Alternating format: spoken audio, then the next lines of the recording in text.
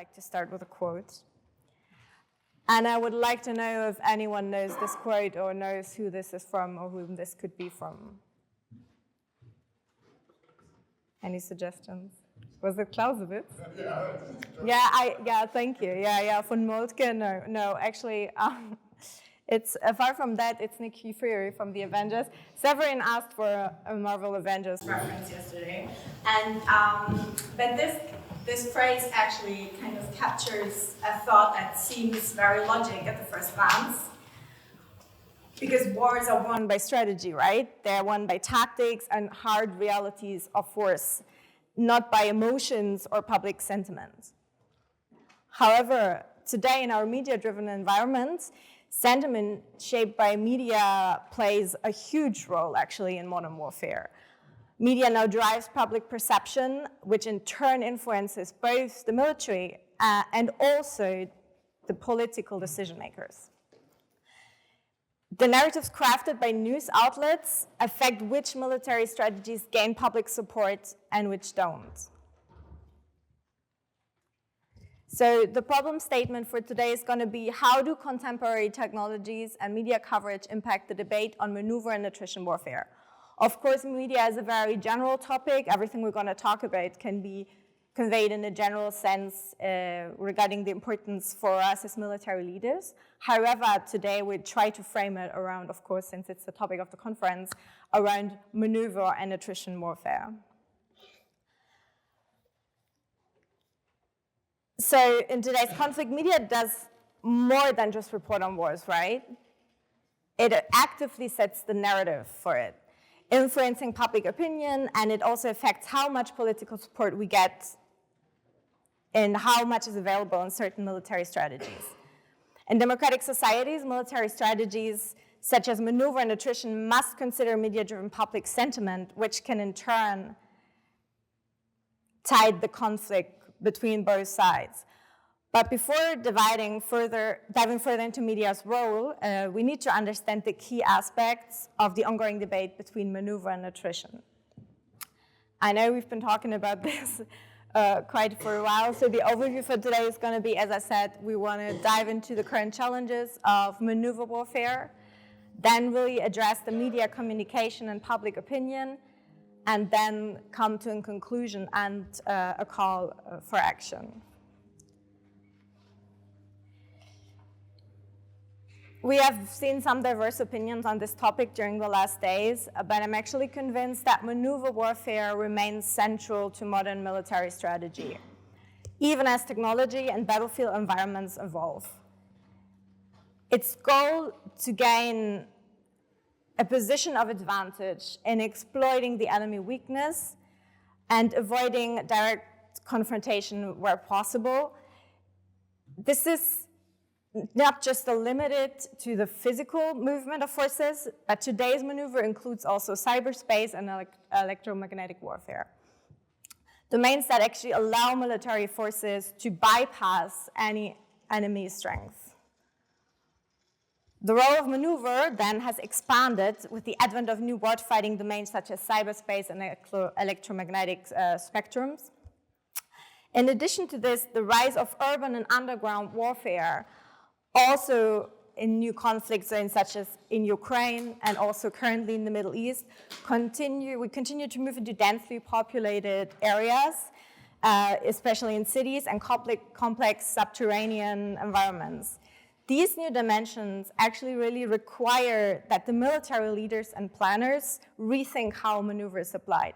And I think our Swiss comrades from before, this is basically what we have. We need to adapt our strategies to be able to still be applied across different theaters of operation, because tackling these obstacles will ensure that the concept of maneuver does not become diluted or misunderstood as it adapts to these emerging fields.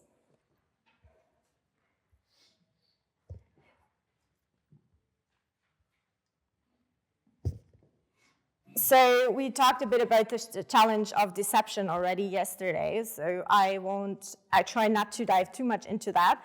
But technologies like artificial intelligence and autonomous systems And also, like in general, the advanced surveillance capabilities have transformed how battles are fought, making increasingly difficult to achieve the element of surprise. And mobility to maneuver warfare relies so heavily on. So the increased transparency has further reduced operational tempo, making it more challenging to actually achieve these decisive actions that maneuver warfare really needs.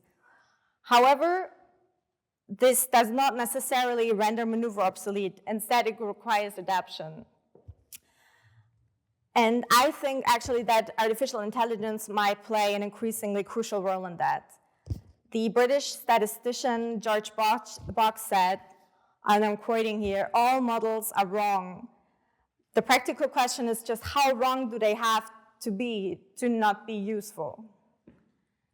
Just thinking about that for a little moment. So of course it's logic that as our conflicts evolve, that we also need to evolve our strategies. And I think in a sense of military resilience and resilience in leadership, it is also very vital that we keep this thought in mind that of course we have systems that have been approved and we have tactics that are very important to us and that we learn like from the beginning, from scratch. However, as wars evolve, we really need to reconsider everything that is connected to it. And actually, the debate around maneuver warfare and attrition warfare has long been a focal point in military history, with interpretations dating even back thousands of years. I mean, whether considering the Napoleonic Wars or the First World War or the Vietnam War, this strategic discourse has continued to engage scholars and militaries alike and across different ages. Despite the ongoing discussions, like historically, there's actually only a few evidence or almost none evidence for this binary view of maneuver versus attrition that has also already been addressed during these last days. Successful military operations have frequently depended on a blend of both strategies, with maneuver and attrition working together rather than just one of them in isolation.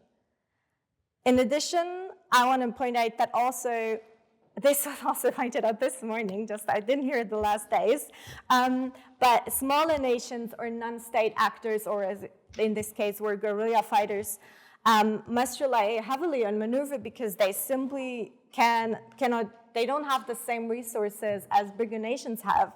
And I could almost say it's like a first world problem to talk about this as a binary decision, because some nations and some groups just really don't have any choice, like they don't have any chance at attrition.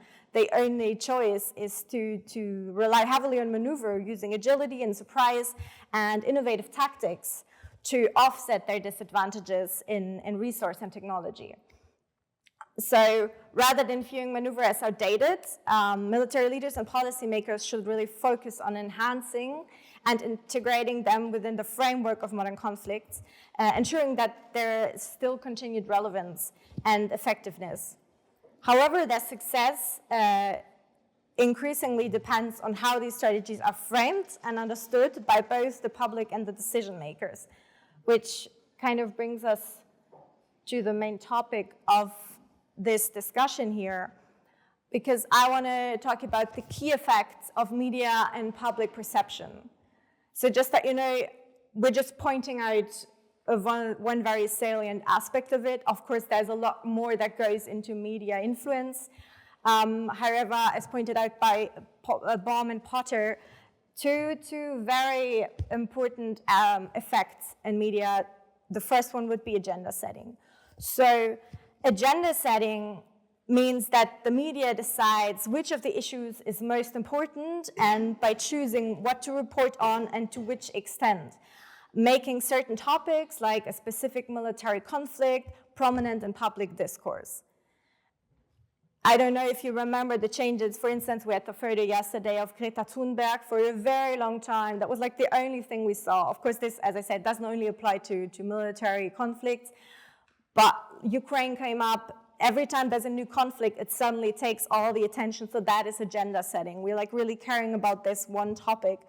So this gets like covered really heavily and gets a lot more attention and becomes a priority for political leaders as well.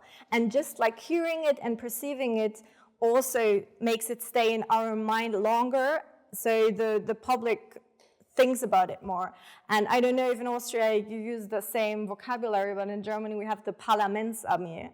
So for us, the support from the German people is like really essential. I mean, in any Western democracy, that's the case. However, it's really important for us to consider that their support is vital for our operations. And it also backfires on political decisions, which I'm coming to right after. But the second point I want to point out as an effect is framing. And I imagine most of you have heard of it before. It's like a selective choice of a specific aspect of some topic to point it out. And this way the media frames stories and affects how the public interprets them. Research shows that these conflicts framed as humanitarian crisis, for instance, often receive stronger public support than any like strong military operations that are costly and have long-term engagements.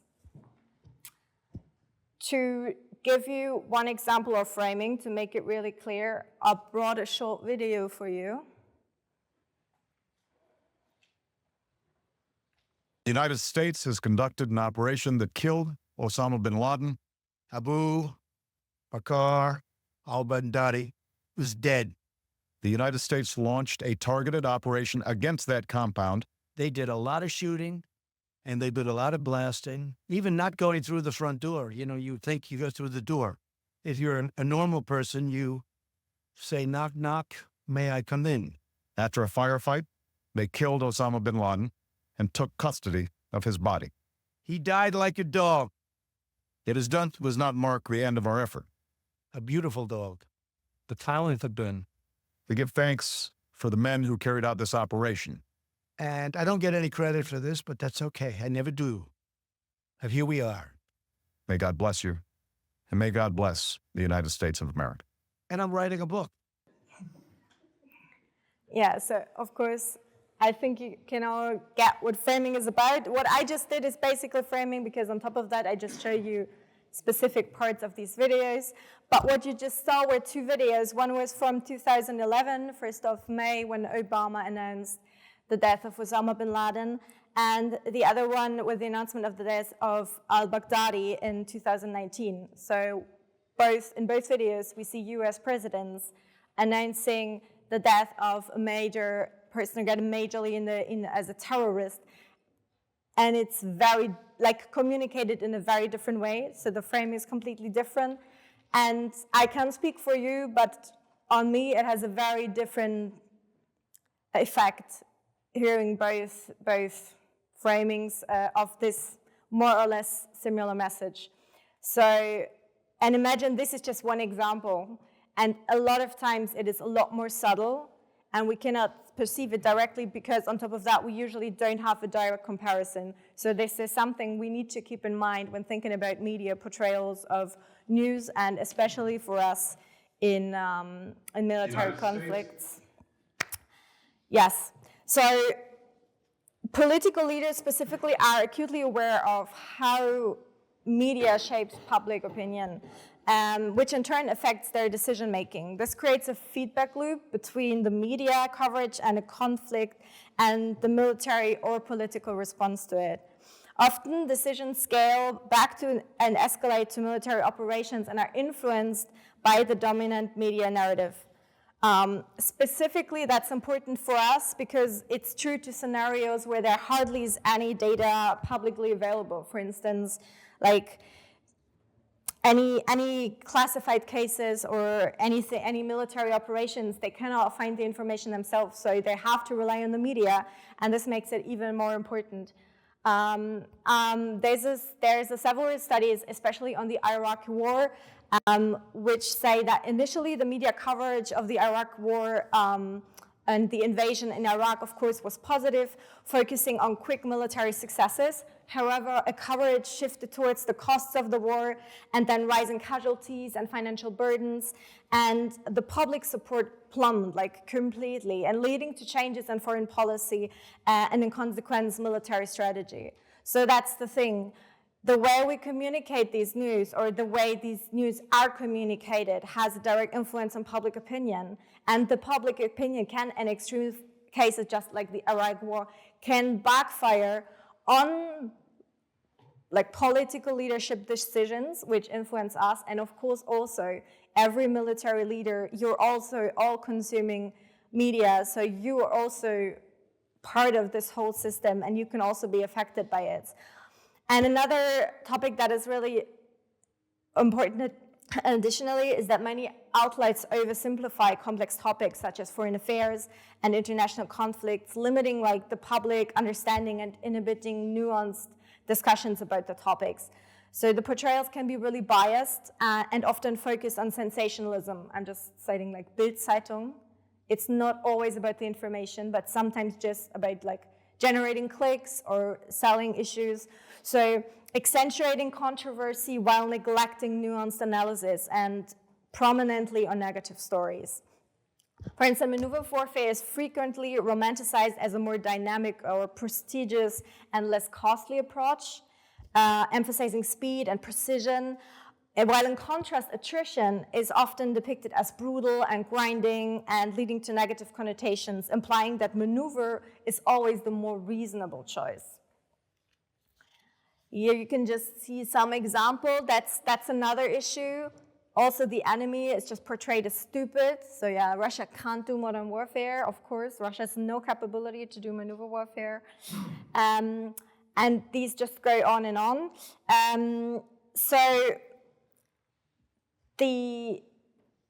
What is the problematic with this?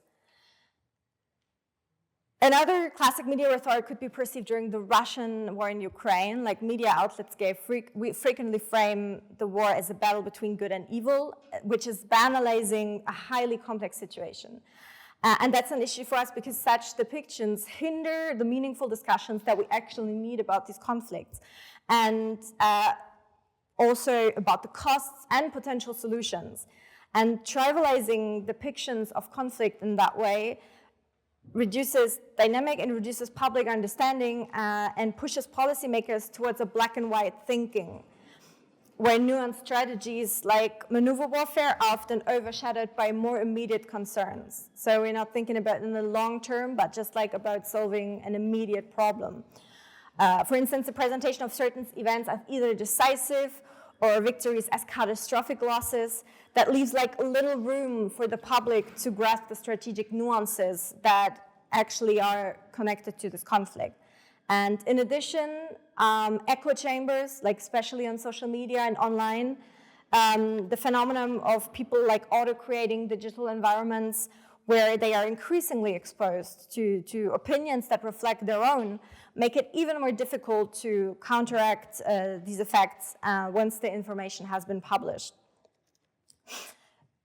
So this is, like the public has the need for information, and what can we do as military leaders to properly inform them or do it in the best way that we can? So first of all, what we need to know, what we have talked about today, the media narratives, they can shape strategy, and media has actually the power to influence both the public opinion and the decisions of military and political leaders.